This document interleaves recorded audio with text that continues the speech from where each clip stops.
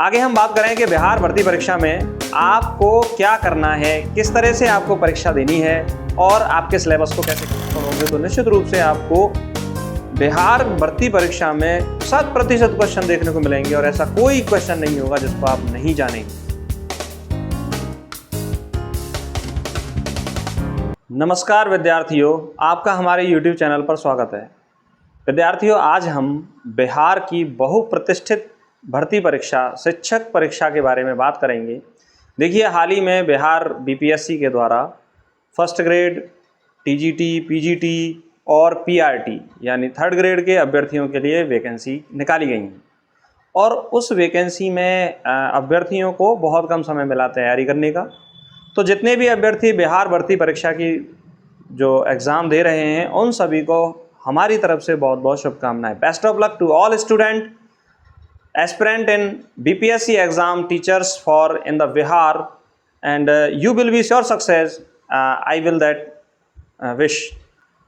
आगे हम बात करें कि बिहार भर्ती परीक्षा में आपको क्या करना है, किस तरह से आपको परीक्षा देनी है और आपके सिलेबस को कैसे कवर करना है। देखिए दोस्तों, बहुत कम समय बचा है, लगभग 7-8 दिन हमारी परीक्षाओं में बचे हैं। तो इन 7-8 दिनों में एक अच्छी रणनीति बनाने की ज़रूरत है। अगर आप उस रणनीति के हिसाब से काम करोगे तो आपकी परीक्षा में सफलता की जो दावेदारी है वो बढ़ जाएगी। सबसे पहले आपको सिलेबस को देखना है, उस सिलेबस के इम्पोर्टेंट रिवीजन करते जाइए और मैथमेटिक्स को ज़्यादा पढ़िए। यदि आप मैथमेटिक्स पढ़ते हो तो रीजनिंग को कहीं ना कहीं आसानी से कवर कर लेते हो। मैथमेटिक्स और रीजनिंग एक दूसरे से जुड़ी हुई सब्जेक्ट हैं और मैथमेटिक्स के जितने भी क्वेश्चन टाइप्स हैं उन सभी क्वेश्चन टाइप्स को करें और उससे आप रीजनिंग का रिवीजन भी बहुत फास्टली कर सकते हो। मैं अगर बात करूं लेवल 1 वाले अभ्यर्थियों के लिए तो उनके लिए एक विशेष सिलेबस है। सिलेबस में राष्ट्रीय आंदोलन दिया है। राष्ट्रीय आंदोलन से बिहार में बहुत ज़्यादा प्रश्न पूछे जाएंगे, स्पेशली महात्मा गांधी से संबंधित प्रश्न जरूर पूछे जाएंगे। मैं उन सभी अभ्यर्थियों से कहना चाहता हूँ कि हमारे इस यूट्यूब चैनल पर महात्मा गांधी से संबंधित राष्ट्रीय आंदोलन की क्लास है, उसको ज़रूर देखें। मात्र आधे घंटे में आप सारे राष्ट्रीय आंदोलन को अच्छे से कवर कर सकते हो और वहाँ से आपको प्रश्न देखने को जरूर मिलेंगे। और यदि हम बात करें जीके के भाग में, सामान्य विज्ञान है, सामान्य विज्ञान को थ्रू आउटली रिवीजन कर सकते हो आप। एनवायरनमेंट है, भूगोल है। देखिए, एनवायरनमेंट पर हमने ऑलरेडी अपने चैनल पर जो क्लासेस दी हुई हैं उनको यदि आप पढ़ोगे तो निश्चित रूप से आपको बिहार भर्ती परीक्षा में 100% क्वेश्चन देखने को मिलेंगे और ऐसा कोई क्वेश्चन नहीं होगा जिसको आप नहीं जानेंगे। तो जितनी भी क्लासेस हमने इस चैनल पर एनवायरनमेंट की अपलोड की हैं उन सभी क्लासेस को आप देखते रहिए और बिल्कुल भी टेंशन फ्री होकर तैयारी करें। देखिए, अगर आप तनाव में तैयारी करोगे तो जो पढ़ोगे उसको भूल जाओगे और भूलना हमें है नहीं, हमें याद करना है। तो बिल्कुल भी तनाव में मत आइए और सिलेबस को लीजिए, सिलेबस के हिसाब से तैयारी करते रहिए। यदि आपके सिलेबस में हिस्ट्री वाला पार्ट है तो इसको हिस्ट्री वाले पार्ट को अच्छे से करिए और जीके वाला पार्ट है उस जीके वाले पार्ट को अच्छे से करिए। रीजनिंग वाला पार्ट है, मैथमेटिक्स वाला पार्ट है, उसको लेवल 1 वाले जितने भी अभ्यर्थी हैं उसको आराम से पढ़ें। अब बात करें हम लेवल 2 टीजीटी पीजीटी, तो जो भी सब्जेक्ट है उसका थ्रू आउट पहले रिवीजन कर लें आप। मतलब एक निश्चित टाइम टेबल बनाएं और सब्जेक्ट को पहले पढ़ लें। अब सब्जेक्ट यदि पहले कवर हो जाएगी तो आपका जो दूसरा जीके वाला पार्ट है जिसमें पॉलिटी है, ज्योग्राफी है, इकोनॉमिक्स है और आपके अन्य पार्ट हैं, चाहे वो हिस्ट्री से संबंधित है, चाहे वो राष्ट्रीय आंदोलन से संबंधित है। देखिए, अगर मैं बात करूं कि हिस्ट्री में यदि बात करूं तो सबसे ज़्यादा जो क्वेश्चन आने की संभावना है प्राचीन भारत में मौर्यकाल और गुप्त काल को देख के जाना, और यदि मध्यकालीन भारत में बात करें तो मध्यकालीन भारत में मुगल काल को देखते हुए जाना। सल्तनत काल में आप अलाउद्दीन खिलजी को देखना, वहाँ से क्वेश्चन बनते हैं, शेरशाह सूरी को देखना। और यदि हम बात करें आधुनिक भारत से तो आधुनिक भारत को आप भारतीय राष्ट्रीय कांग्रेस की स्थापना से लेकर और आधुनिक भारत की आज़ादी तक का जो भी समय है उसको जितनी भी फास्टली आप रिवाइज कर सकते हो। कांग्रेस के कौन कौन से अधिवेशन कहाँ पर हुए इनको आप आसानी से, अगर जितना ज़्यादा रिवाइज कर सकते हो तो आसानी से उस क्वेश्चन को आप कर सकते हो।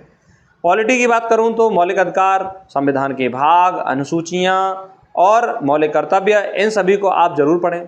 यदि आप इनको पढ़ोगे तो आसानी से पॉलिटी को और जितने भी आयोग हैं, संवैधानिक आयोग, गैर संवैधानिक आयोग, इन सभी को यदि पढ़ेंगे और जितने भी संशोधन हैं, नवीनतम संशोधन हुए हैं, पॉलिटी से संबंधित जो भी नवीनतम करंट अफेयर्स में जो भी चीज़ें हैं उनको आप जरूर पढ़ें।